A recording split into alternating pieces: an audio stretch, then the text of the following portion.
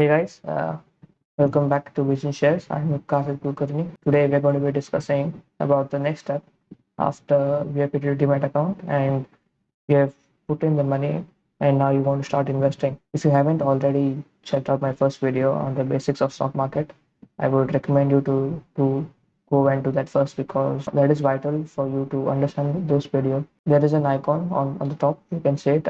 So yes, please do watch that and come here so you can understand, so you can connect both the videos. Yes, let's get started.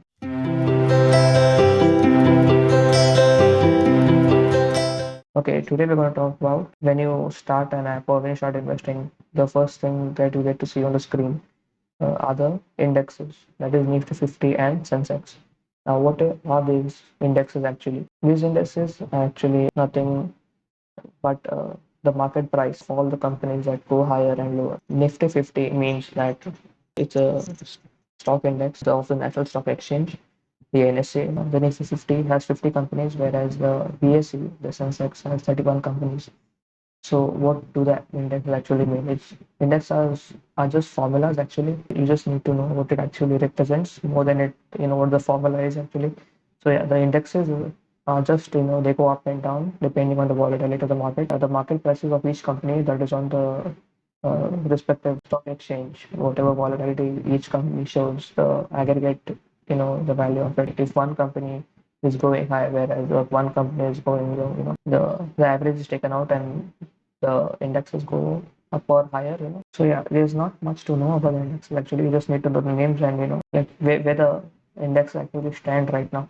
Recently, I read NSE, that is the Nifty 50 index. I said 14,500 points, which was a milestone on that, and BSE, the Sensex, set it 50,000 points, which is a milestone, for BSE because it never hit 50,000 points. So the more higher the points go, the better it is for you investors.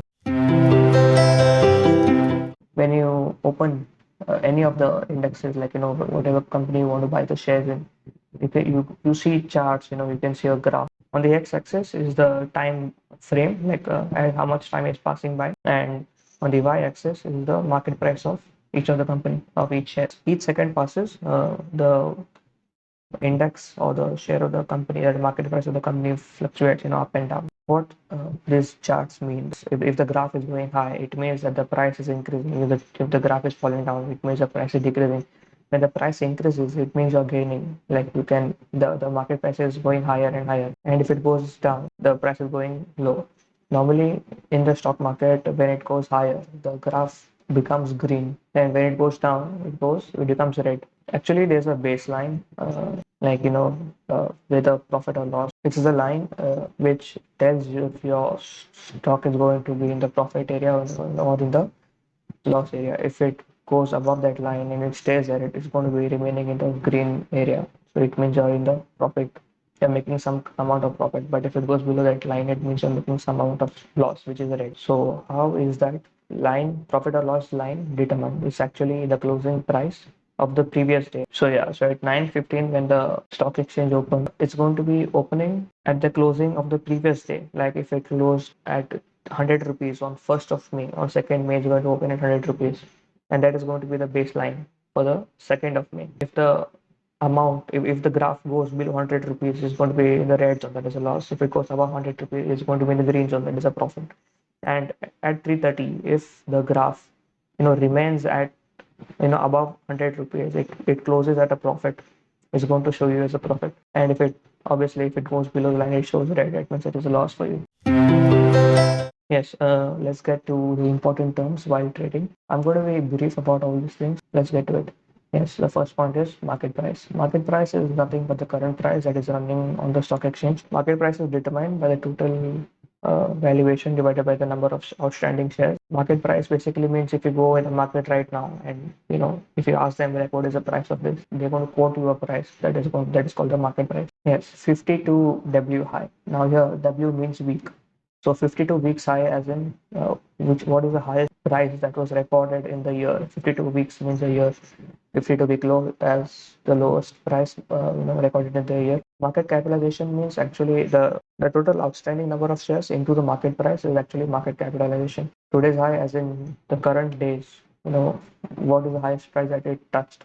is today's high and today's low, which is the lowest price that it has. Return on equity, there are some uh, formulas, or there are some ratios, or so there are some terms that you may not understand. The apps have given the meaning of each of it, but if you're not from a commerce background, or if you're not into, like, if you're not as thorough, you might not understand what it actually means. So I've written down. So return on equity for them means the amount that they give to the investors, like after deducting all the expenses and liabilities. Like, basically, you can say the net income, like the net profit that they make, divided by the total of equity. And as you can see, equity is calculated by deducting liabilities from assets. Like, if you are not from the commerce background, I can take a different class for you, I guess, about each and every term that I'm going to be. But for now, you just need to remember that return on equity is a good, like, the higher the return of equity, the better for the company and the better for you, because if the percentage of return on equity is higher, it means that you're going to be getting better returns, from the companies, because companies on equity shares give dividend. And as I said in the previous video, returns are given by the companies only when they are profitable, and by returns I mean dividends.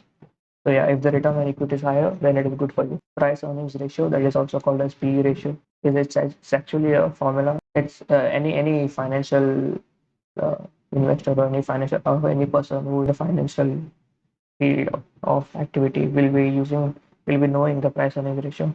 The PE ratio is calculated by it is arrived at dividing the market price by the earnings per ratio, that is EPS. Now EPS is calculated by the net income or the net profit divided by the number of outstanding shares. Now, dividend yield is the dividend that is paid to you by the company because you're a shareholder. So yeah, there's the main terms that are going to come across. And out of these, I think I am highlighting the ones that are important, and you should be following it every day. When you're going to invest into some company. Now there are certain charts, like I said, there are when you open the app and you open a company, the first thing you see are charts, like on the top screen. It shows the market price, and apparently there is not only one type of chart. There are many types of chart which I have come across. It's unnecessary to actually learn all of them because I don't find it needed unless you're like a big top investor. I think you will only need to learn about a chart called candle chart, like a candlestick chart. The normal ones that we look after are the line graph chart. Some names I've shown here. You can see candle, hollow candle, bar. I will be talking about this. As I'll just be brief about this, like what it means. Candlestick chart basically is another type of chart, that is shown on the app. There is an option when you open the app, and when you check any company, on the lower corner you might find an icon to click on the graph icon. There's an icon for a graph, so if you click on that, I think they're going to show something called as a candlestick chart, that is just lines and lines, and that looks like a candle because it has a line on top, and then there's a fat bar, and then there's a line again. So yeah, it's called a candlestick because it looks like a candlestick. The top part of the candle, like the top part of the bar, is like in the tip of it. It represents highest price, and the tip of the bar is called the closing price. The lower tip of the bar is called opening price, and the lower tip of the entire candle, the stick, that is the lowest price. So it's highest price, closing price, opening price, and lowest price. It's a bit complicated for me as well, actually. The expert, the professionals who are into investing daily, or who do it in big volumes and big amounts, use this type of charts, to predict whether the market price is going to go up or low. The candlesticks are, is recorded in a time frame of 10 minutes. Like each 10 minutes, whatever the market price is going up and down, the candlestick represents that.